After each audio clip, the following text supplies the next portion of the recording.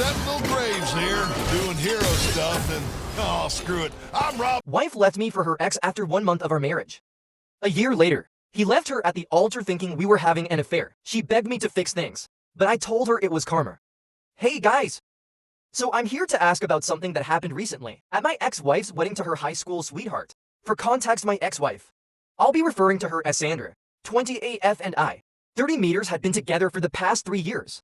We met through a mutual friend and hit it off instantly.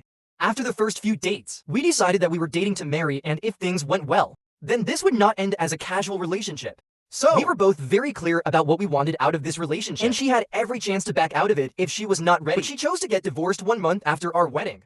A couple of months after we celebrated our 2-year anniversary, I decided to ask her to marry me, and she said yes. Before that, obviously, things have been great between us, which is why I'd asked her to marry me in the first place. But shockingly, even after we got engaged, there was literally no change in her behavior, and I never would have been able to guess that she had started talking to her ex, her high school sweetheart Brian. Once again, we got married about 9 months ago.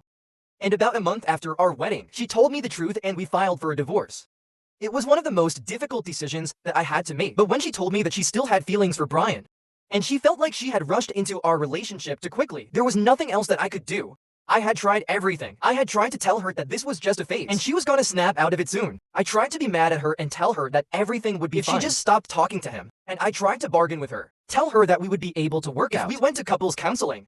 But even I was aware of the fact that after this, there was literally no way that we would work this out, because when she told me that she had been talking to him since we got engaged, all the trust that I had just evaporated into thin air. And I can't be with somebody that I can't trust. That's pretty basic. So after some argument, I accepted the fact that she still had feelings for her ex, and our marriage was over as soon as it had begun. After that day, she packed her bags and moved out, and we started the divorce proceedings.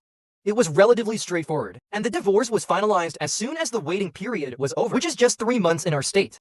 Since then, I haven't heard from her, but I have heard about her and what she's been up to, and it hasn't been easy. The friend who actually introduced us to each other, Nina, is a co-worker of mine, and she was 7 when she told me that. After she moved out and we filed for a divorce, she immediately started going out with Brian again, and they have been living together for months now. 2 months ago, I even learned it from her that they were engaged, and were getting married in a small ceremony. Nina had been invited by Sandra as well, since they had been really good friends in college, but she decided to decline the invitation because she believed that whatever had happened with me was not right. Thanks to Nina though, I knew that they were supposed to get married about a week ago, and last week on the day that they were supposed to get married, I received a call from Sandra's mother's phone number. I knew that it was actually Sandra calling because I had blocked her, and it was shocking because we hadn't spoken to each other since the divorce. I couldn't imagine her having any reason to speak to me right now, but just out of curiosity, I decided to answer the phone call.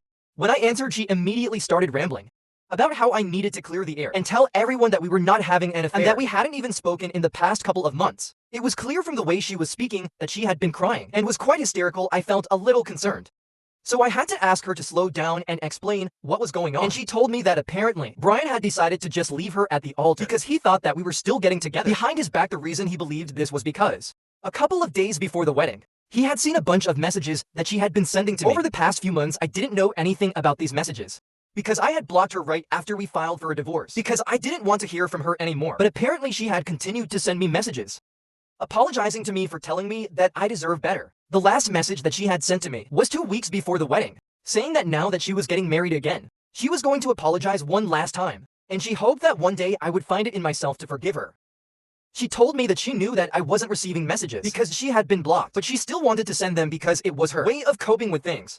Brian, unfortunately, did not approve of this, and instead of just confronting her about it, he started acting weird before the wedding. And on the day of the wedding, he made a speech about how he thought she was still in love with me and called her confused. He announced to everyone present at the wedding that he believed that Sandra was still in love with me and was actually having an affair with me behind his back. So now he was no longer interested in getting married to her because it was quite eye-opening. Since if she had found it so easy to dump me after 3 years, it must have been quite easy for her to cheat on him as well. And then he had walked away from the altar and left her alone there. She had tried to chase him down and talk to him after that, but he just refused to believe anything that she was telling him. So now the only hope that she had was if I spoke to him personally and told him that there was nothing going on and that I hadn't even received those messages because I had blocked her. I actually thought that it wasn't going to work by a long shot, and I told her that it was a terrible idea to involve me in this. And then I was about to hang up, but she told me that all the time that we had spent together, this was the least that I could do for her. I got really annoyed when she said that, and I told her that I don't know her anything, especially not after what she did, how she broke us up. Considering what had happened in the past, it was a big deal that I had even answered her phone call. Then I actually hung up, and I blocked the number that she had been calling me from as well. I think I did the right thing, and I think anybody else in my place would have done the same as well, but 2 days after that, I received another message from her, and that was on Facebook this time. Since I had blocked her everywhere, she had to make a new account and reach out to me, and she sent me a message saying that her wedding ended up not taking place because Brian believed that she was still interested in me. So the wedding got called off, and for some reason she was blaming me for it. Apparently she believes that if I had just spoken to Brian and told him that there was nothing going on and that we truly hadn't been in contact since the divorce, then he might have believed her and they would have been able to go through with a wedding. But now the two of them are broken up, and she thinks that it's all my fault. I was not going to respond to the message and was just to block her, but I don't know why I felt like I had to say something. So I texted her back, saying that maybe this was karma for what she did to me, and maybe she should consider the fact that she deserves this. And after sending that message, I finally blocked her. I didn't think that it was going to be a big deal, but the next day when I went to work, Nina told me that she had heard from Sandra's parents that she was going through a really bad patch right now. They had contacted her the previous night and told her everything about how Sandra had tried to get me to speak to Brian on their wedding day and clear the air so they could get married, and I had refused, and then what I had said about this being karma for her and how she deserved this. Apparently after receiving that message, she had a total mental breakdown and a severe panic attack. Her parents were naturally blaming me for this, and to my surprise, even Nina said that I shouldn't have replied to her at all. She seemed a little distant from me the day after that, and told me that rather than kicking somebody when they're down, I should have just been the bigger person and let it go, because clearly she was going through something, and it was not nice of me to say that to her that day. Even Nina and I ended up arguing over this, because I thought that I had done the right thing, and she thought that it had been low of me to kick somebody when they were down. Nina believed that I had every right to be upset with Sandra, but if I really was upset with her, I shouldn't have responded to her at all.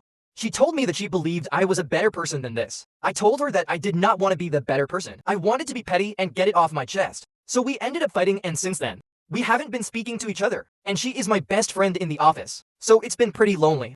And right now, I'm wondering if it's even worth it to fight over this at all. Nina had told me that the only way to make this right would be to just talk to Sandra and tell her that I did not mean what I said, and I just said it in the heat of the moment.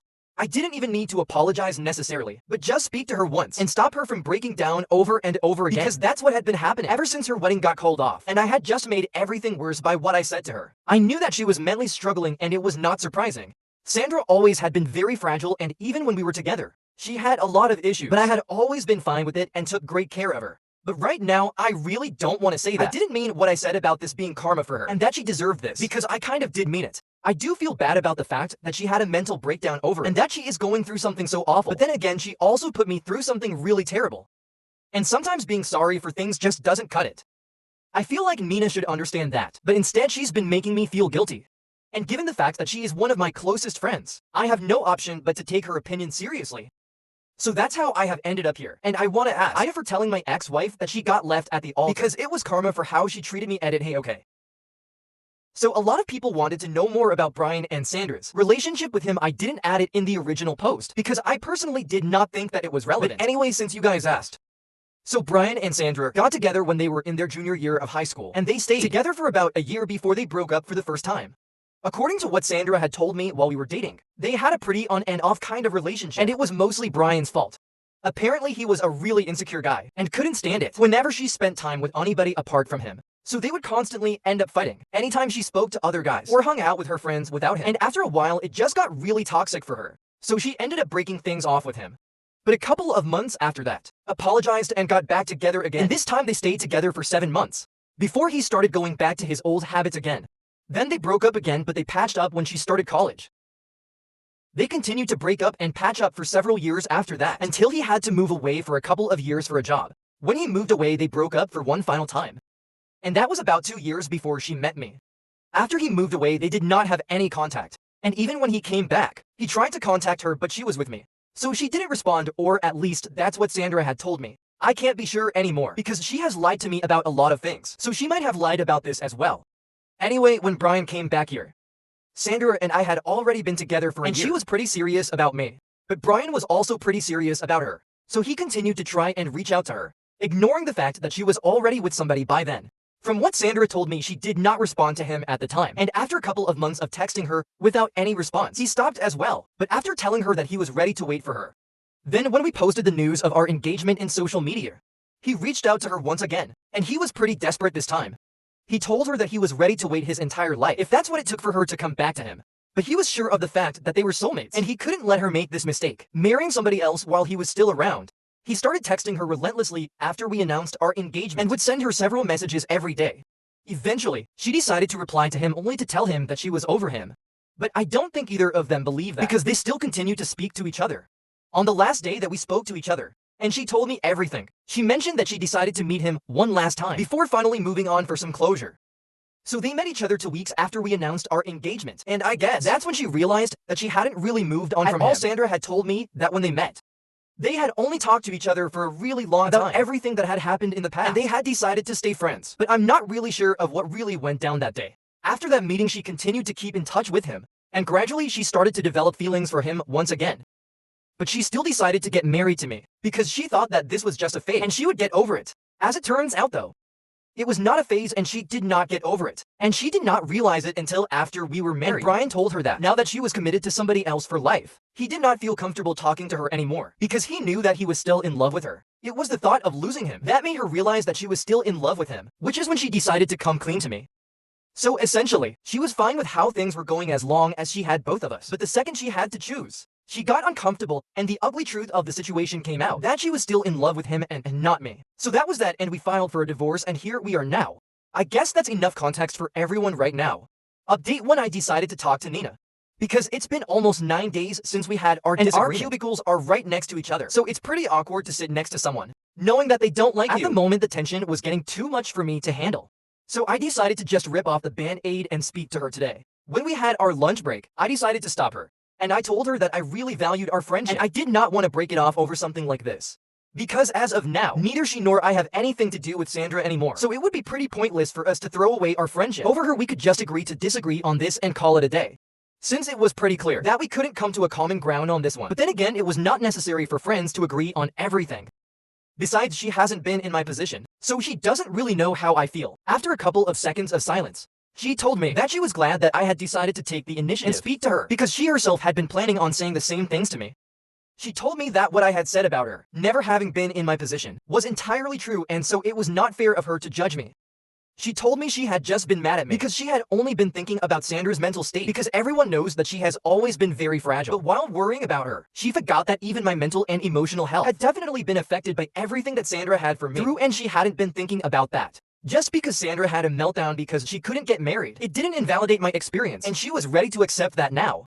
So Nina and I were able to reconcile, and we're no longer fighting anymore. And it's pretty nice because I got to know from her that Sandra's parents had been pestering her non-stop for the past couple of days. So much so that she ended up blocking them, since they were trying to get her to speak to me. So I would contact Sandra and apologize to her.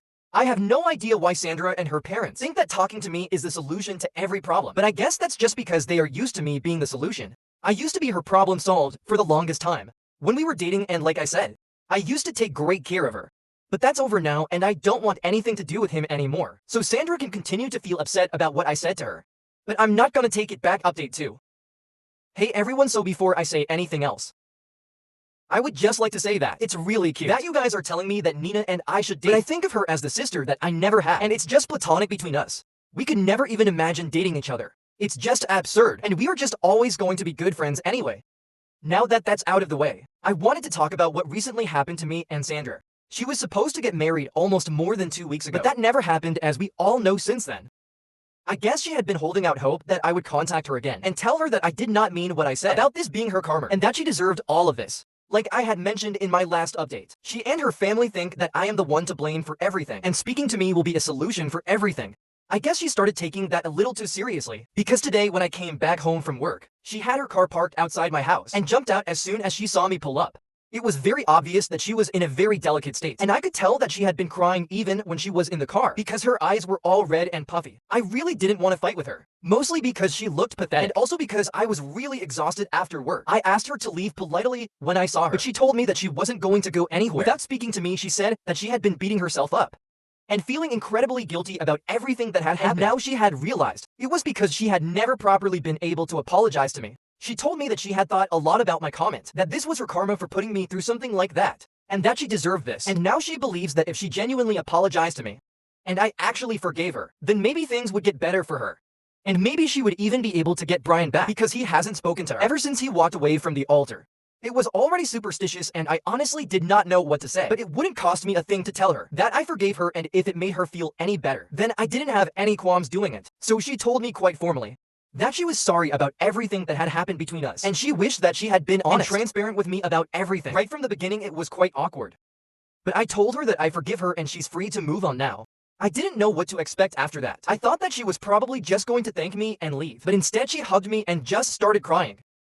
She told me that she really meant what she had said about being sorry for what she had put me through, and told me that she wished that she had been more honest with me right when Brian had contacted her. And then, she started telling me that I wasn't wrong for what I did by refusing to talk to Brian on the day of her wedding, or even saying that this was her karma. She was the one who had overreacted and had been getting defensive because she was just not ready to face the facts. But now she knew that she had been wrong all along, and she was really ashamed of herself. She told me that not only had she disappointed a good man like me, but she had also lost a good friend, and the person that she had done it all for, Brian, was not even in her life anymore, and was refusing to speak to her. While she was telling me all this, she was still hugging me and crying, and I didn't know what to do, so I just let her cry herself out. It was kind of shocking, but after a while, she let me go and she told me that she was really grateful that I had found myself to be so kind to her. Even after what she had done, I was quite taken aback by her behavior. But nevertheless, I told her that it was all good, and that I genuinely hoped that she found what she was looking for. I also suggested that she should go back to therapy because clearly, she's having a very tough time dealing with her life right now. When I said that she looked like she was going to start crying again, but thankfully she did not. She told me that she had been thinking about it herself, because ever since her life had started going downhill, she had been acting crazy and she could feel it herself. She had been having several panic attacks every day and couldn't go more than 3 days without a complete breakdown, which was obviously not good. I felt really bad for her, but there was not much that I could do, so I just told her to hang in there and hope for the best. Then she finally got back into her car and thanked me for everything, and then started driving away, and I finally got to ease up a little and go inside my house. It was very strange, but I guess it was the kind of closure that both of us needed. I'm not sure about her, but at least I definitely needed this, because now I feel like I can move on from her. I don't have any grudges against her. I really do hope that she finds happiness in her life, because she needs it, and as for me, I know that I'll be able to move on soon enough, but I feel a lot lighter now, since I have forgiven her and put an end to that chapter of my life. Update 3. Hey! So it's been almost a year since I got divorced, and I haven't spoken to Sandra in a really long time. But Nina told me that she has heard from a couple of her college friends that she and Brian were able to make up again and eloped a couple of months ago. Good for them, and I really hope that they are able to make it work this time. I'm also doing much better now, and I'm focusing on work. I tried to go out on a couple of dates, but it was just not working out for me, so I've decided to work on myself instead. I've started working out and journaling, and I even have plans to travel. And I'm also going to start working on my business model, since I've always wanted to start a business of my own. And Nina is also into the idea, so I might have a partner in her already. And no, we are still not dating and quite happy as platonic friends. In fact, Nina has started dating one of my cousins, and I was the one who was responsible for setting them up. So I'm quite proud of myself because they're going really strong. I guess this is not too much of an update where there is going to be a lot of drama. It's just a life update that I thought I should share with you guys, because people know that things do get better. I'm over Sandra and everything that happened. I'm just looking out for my own life now. After that last interaction that we had where I forgave her and stuff, we didn't speak, but I did unblock her. We are not exactly following each other on any platform, but she did me on my birthday and so did I. Maybe I loved her at one point in time and maybe she did too. But right now, we are both just civil to each other and we just want to avoid any drama. I don't think we will ever be able to be friends, but this is as good as it gets and I'm fine with it. My life is going really well in a way. I'm glad that whatever happened, because I think it made me a much stronger person than I thought I was. I'm definitely not saying that I would wish something like that upon anybody else, but all I'm saying is that it worked out for me, and I guess eventually it does work out for people, no matter what they're going through. At the risk of sounding even more corny, I'll end this update here. Thank you so much for checking up on me, it means a lot.